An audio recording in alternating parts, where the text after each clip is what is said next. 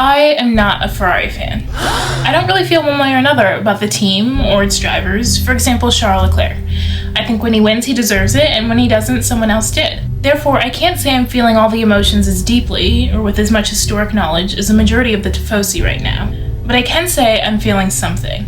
Everyone is a Ferrari fan. When you ask a child to draw a car, they'll color it red. Just two well-known quotes that staple Ferrari's cultural impact. No one can deny the centuries-long legacy of achievements and prestige the Ferrari name has carried across the automotive and motorsports world. So observing a team like that continually fumble the bag, if you will, is hard to watch. And I think more people are talking about this again as the Lewis Hamilton situation has brought a renewed spotlight to the team. The common theme seems to be Ferrari fans are just thankful that if nothing else, the complaints they've yelled at the walls for years are finally being heard and understood. I do not believe that bringing in a 7-time world champion will be the quick fix for this team. They brought in a 4-time world champion in 2015, and we watched that play out. They brought in their beloved FDA driver in 2019, gave him the longest contract in the history of Ferrari, and we can see what they're doing with that so far.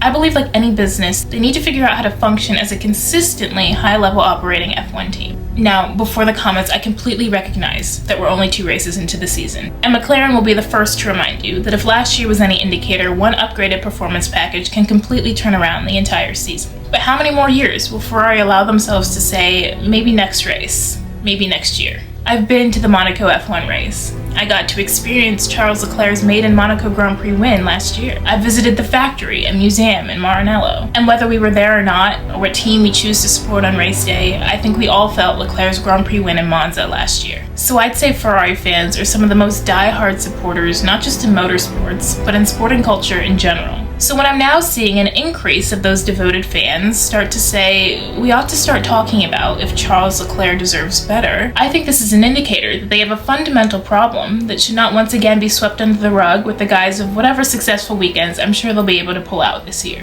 We've seen how quickly tides can turn in Formula One. There seems to be serious chatter once again of Max Verstappen potentially making a move from a team his name has become synonymous with. Now I know that in Charles Leclerc's own words, he said he only wants to be an F1 champion with Ferrari, and that Formula One was his goal, but Ferrari was the dream. However, they do say be careful what you wish for. So the question I'm asking is, will Charles Leclerc ever realize that his F1 dreams might not ever be achievable with the team he loves? In the next coming months, will he continue to wear the rose-colored glasses he's adorned for years? Or in the near future, could we see a table-turning Ferrari fallout, leading to a historic Charles Leclerc team exit?